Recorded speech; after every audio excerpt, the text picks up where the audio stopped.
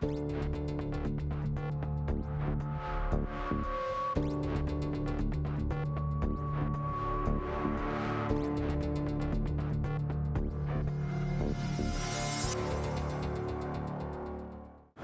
to Tough Talk. I'm your host, Paul Taros, and today we're in the kitchen of St. George Greek Orthodox Church, where they will be preparing delicious food for the upcoming Yass'oo Festival Memorial Day weekend. And I'm joined by Kathy Sheiko and Nicholas. Welcome, ladies. Well, thank you. Thanks for having us. And Kathy, why don't you tell us a little bit about the Yass'oo Festival?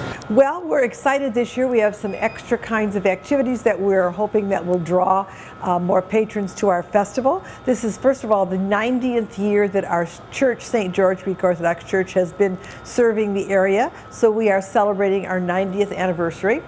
On Friday evening, we're going to have the Dave Bennett Quartet to play 2 sets for us. On Saturday, we'll have Greek theater on Saturday and Sunday, and Lalania will be dancing on Saturday evening.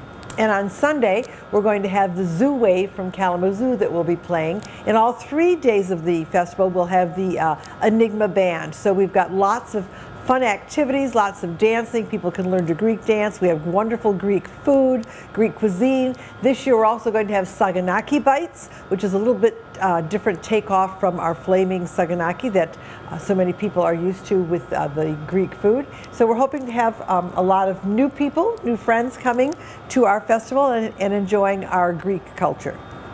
And what are the hours? On Friday, we open at 4 o'clock. Our opening ceremony actually is at 5. So we go from 5 to 11 on Friday, 11 to 11 on Saturday, and noon till 11 on Sunday. And on Monday of Memorial Day, we rest.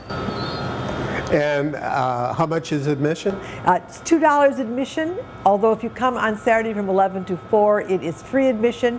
And if any time you come during those 3 days, if you bring us 3 cans of canned goods or non-perishable food products, you will get free admission, and that is donated to the Lighthouse of Oakland County. And is it on-site parking? Yes, we have on-site parking, so you don't have to be shuttled. So that's also a nice plus if you come to the festival. Yes. So, Kay, you're going to be making something for us today? Today we are going to be making pastizo. Pastizo is like a Greek lasagna is what we call it. This is the finished product here. What we're going to do now, we have the meat ready. The meat has ground beef, onions, and a little bit of wine in there. And then these are our noodles. And the noodles kind of look like this when they look like little straws. They're a little thicker than regular noodles. And to this we're going to add some melted butter. And then we're going to add some eggs. And we're going to add a little bit of our Parmesan cheese. And we'll mix all that together.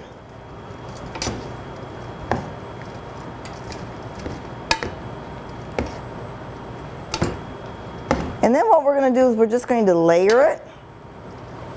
And what we'll do first is we're going to just take our pan and add half of our noodles here. Every family kind of has their own recipe. And this is the St. George recipe that we use for the festival. And then when we're done with that, we will add the rest, or add all of the meat. I think you should know too that not only do we have meat products, we do have vegetarian items at the festival for those of you that are vegetarian. And if you're vegetarian, we'll still make you lamb. We have spinach pie, which is great, and cheese triangles, plus our wonderful Greek salad. We have church tours also, so people can go into our beautiful church and find out about our religion, which is always an interesting thing to do. After we've put this together, we will then add our cream sauce, which isn't as thick as it should. What's that made out of, Kay? The cream sauce is made out of milk, flour, and there's eggs in here also that you put in after. Is there cheese in that sauce? No, we add the cheese on top. And then we'll cover it all with cheese.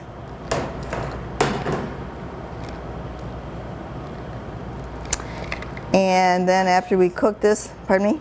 Lots of cheese. Lots of cheese. And there's cheese on the inside also, so this is a Parmesan that we're using. Some families use what we call a Greek cheese called cassetti. And you'll bake this, and after we baked it, this is our final product. And how long do you bake it? We bake it for 40 minutes at 350 degrees, and we can post the recipe on your website. Yes. All right, good, and then people can have it. But it's messy and it takes time, but it's well worth it.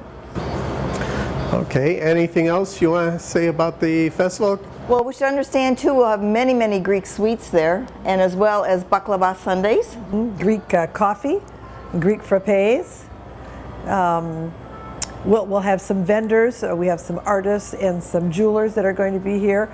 Our seniors are dancing. That's our group that is, I don't want to say their age, but our wonderful Greek dancers, plus our seasoned Greek dancers, perfect, and our young ones. And we also are going to have our band come down and teach us how to Greek dance, or not us, we know how to Greek dance, teach the patrons that would like to learn how to Greek dance too. And Paul, we're also, there are a lot of activities here for the kids. So bring your kids, it's a whole family activity. It's going to be a fun weekend. Okay, and for the adults, are you going to have ouzo slushies again? Oh, absolutely. Yes. And we are on rain or shine because our cultural facility inside our large hall, we have our food in there. Most of our food items are inside, but if it does rain, we have brought our band inside, so we just continue inside. So don't worry about the weather. You can come inside and be toasty warm and dry. So just come and be Greek for a week. For a weekend. Okay, well, thank you, and looking forward to the festival. Thanks. Thanks for having me. See you then. Yass'oo. Yass'oo.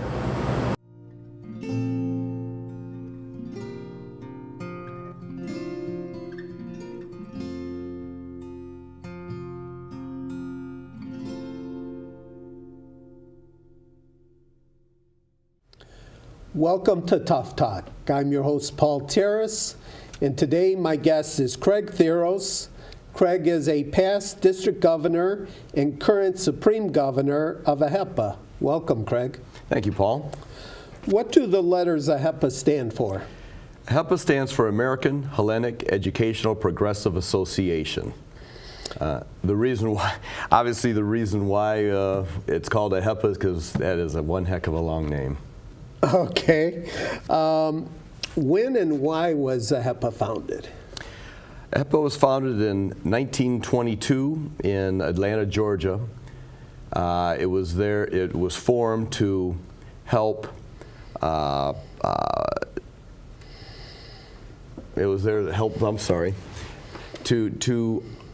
help the immigrants, the Greek immigrants, deal with the evils of bigotry and racism that the Ku Klux Klan put upon them.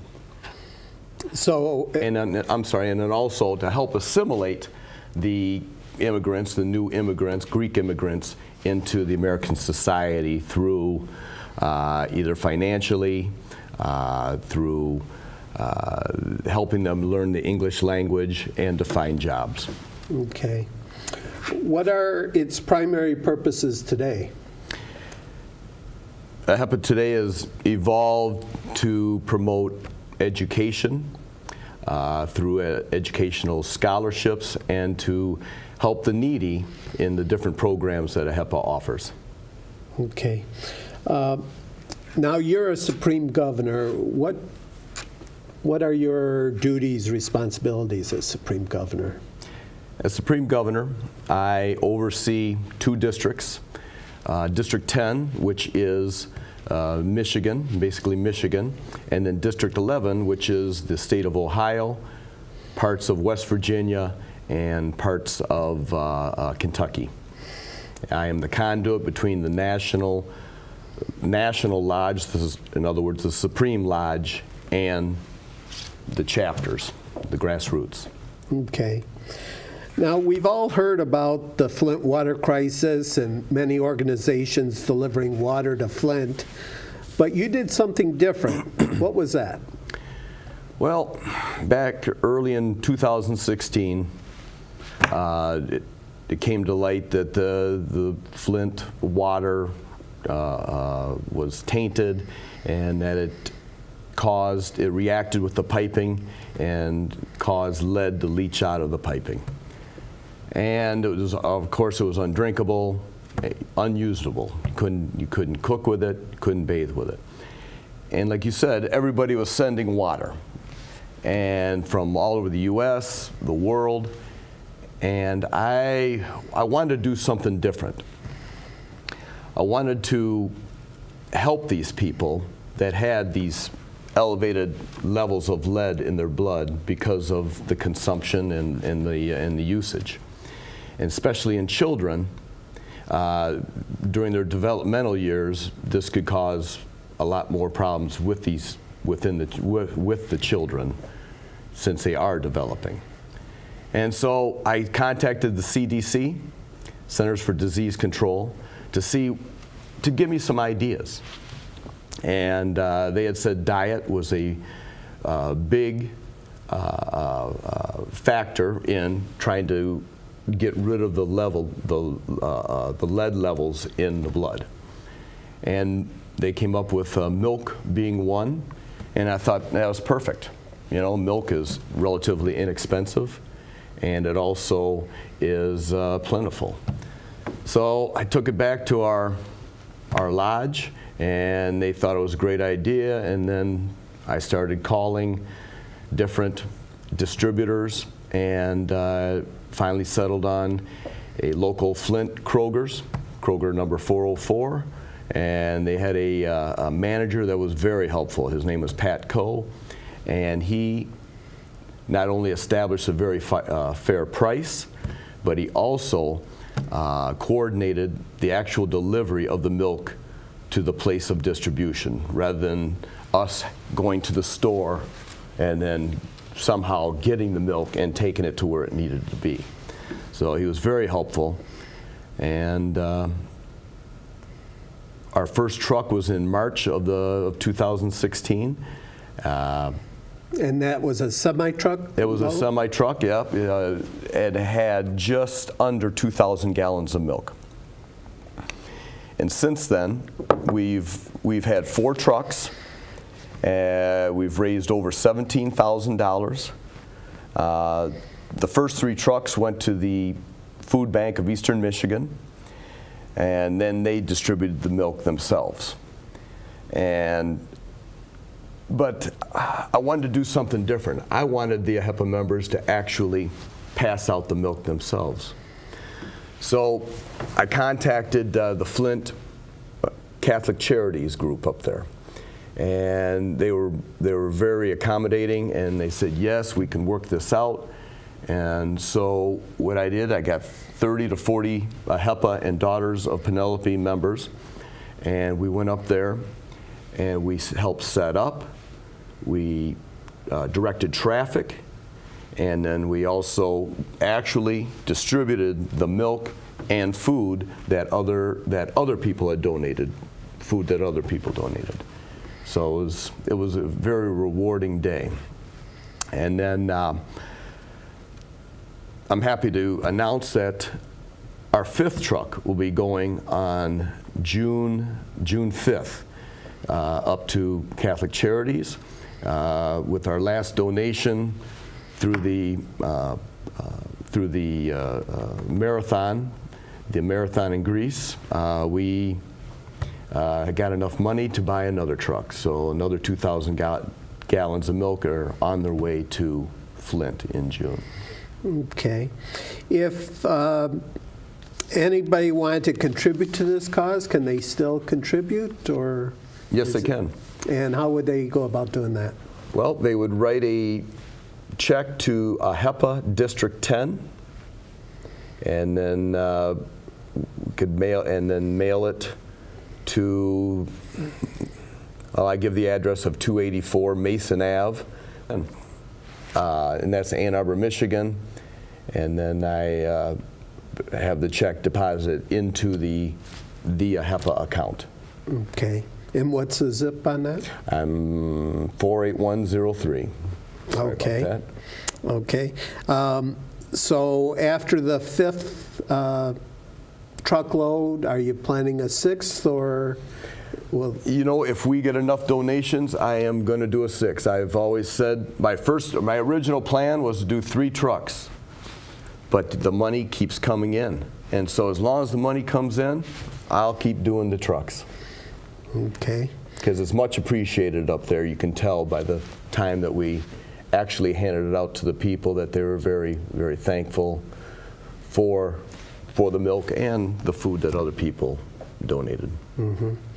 So you actually contacted Center for Disease Control and asked them Yes, I what the did. best thing? Yep, at first I went to their website and I had questions, so I actually called them and they returned my call. I had no idea that milk detoxifies the body from lead, for lead. Yeah, either did I. No idea. Okay. So what other activities does AHEPA do? Well, early on, during World War II, AHEPA sold $500 million worth of war bonds, the most of any group. Wow. Which is pretty impressive. It raised almost $500,000 to restore the Statue of Liberty. And also, over the years, it's raised over $5 million for research for Cooley's anemia, otherwise known as thalassemia, which is basically sickle cell anemia, but affects the people around the Mediterranean area. More recently, we give over $2 million each year in educational scholarships to deserving high school seniors and college students, and that's total at the total $2 million total on the national, district, and chapter levels. Another is a new project that is called AHEPA Service Dogs for Warriors. This is where AHEPA purchases dogs to become service dogs for $15,000 each. It takes 2 years to train these dogs, and then they're placed with veterans with PTSD to help them cope with everyday life. Since 1983, AHEPA has built and provided nearly 5,000 units of affordable housing for low-income seniors and disabled people throughout 21 states. And just last year, we provided assistance for the victims of the 2 major hurricanes that hit the U.S. Harvey down in Texas, and then also Irma in Florida. Okay. Now, when 9/11 occurred, wasn't there a Greek Orthodox church that was destroyed? Yes, there was. The only place of worship that was destroyed during the 9/11 attacks is called St. Nicholas, and they are in the process of rebuilding that right now at a different location, but right there, right on ground zero. And AHEPA stated that they will contribute $1 million to help rebuild this church, and we have attained that $100 million or that $1 million, which is just a portion, of course, of rebuilding the. I believe it's up towards $80 million project. Wow. Well, it sounds like AHEPA is doing a lot of great things. It does. It does. Now you mentioned you raised some money. Were you running a marathon in Greece? Well, Paul, I always said that I wanted to run one marathon before I leave this world.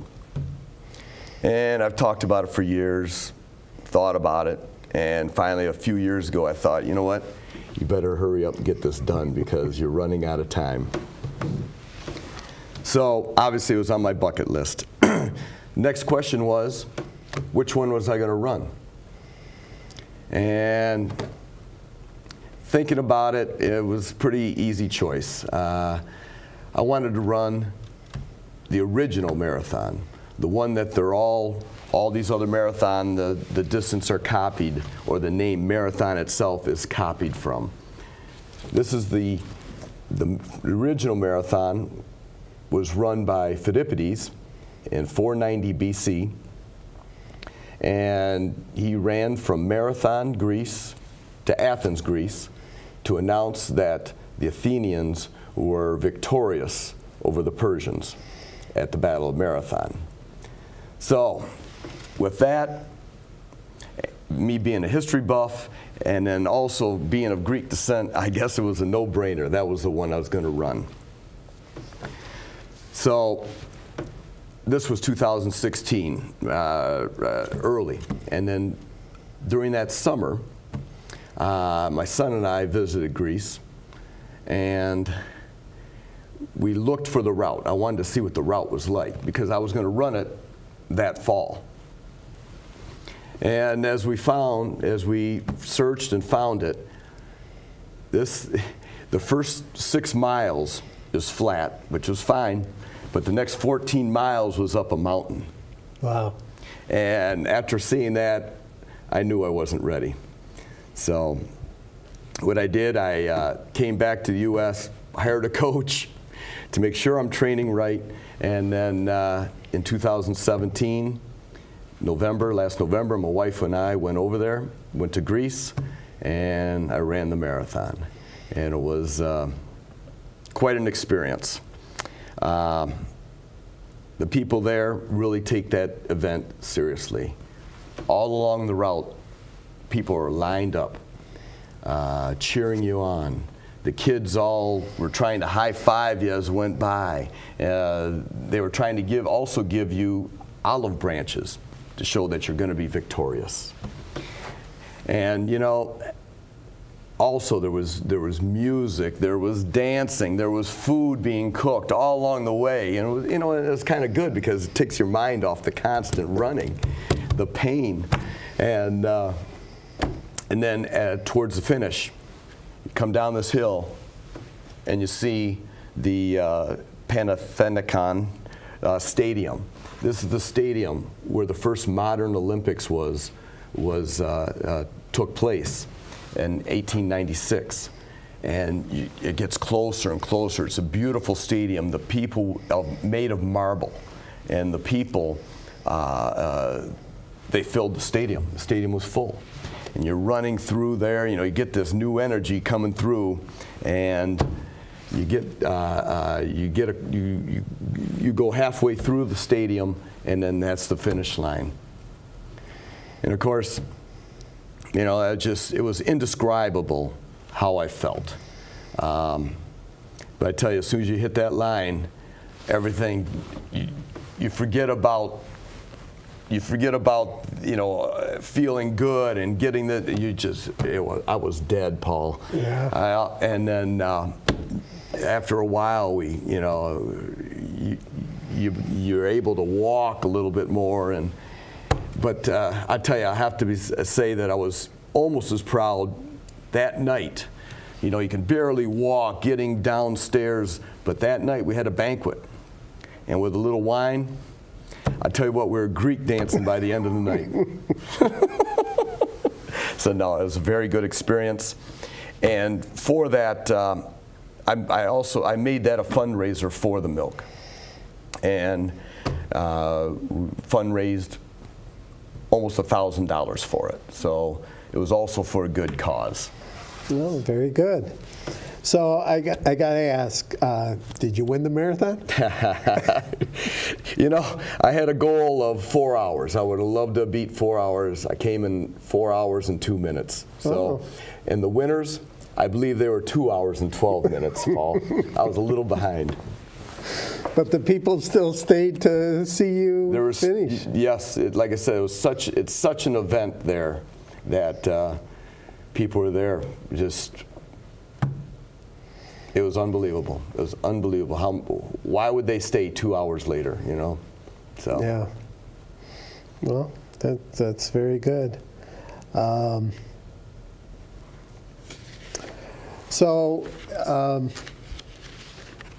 What else is notable about AHEPA? Is there anything? Well, we have 16,000 members, and it's continuing to grow. And anyone, you don't even have to be of Greek descent. Anyone can be a member that believes in its mission. And what is that mission? Well, the mission statement, I'll read that to you. To promote the ancient Hellenic ideals of education, philanthropy, civic responsibility, integrity, and family and individual excellence through community service and volunteerism. So, all good things.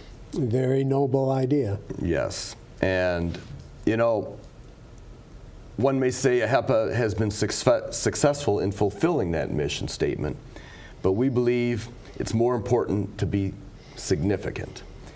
And what I mean by that is success is measured in the accomplishment of a set of goals. Significance, on the other hand, is measured in the significant positive impact that we make on people's lives. We believe that's more important than being measured by success. So, AHEPA also has chapters throughout the U.S., Canada, Europe, and Australia. There's 4 divisions. One being, AHEPA is the men's division. Then there's the Daughters of Penelope, which is the women's division. And then you have 2 junior divisions, and they're ages 14 to 26. And the young men are called Sons of Pericles, and the young ladies are called the Maids of Athena. And we all have basically the same purpose of helping others and promoting education. Okay. Are there AHEPA chapters in Greece? There are, and in fact, Greece and Europe are the fastest growing AHEPA membership in the world.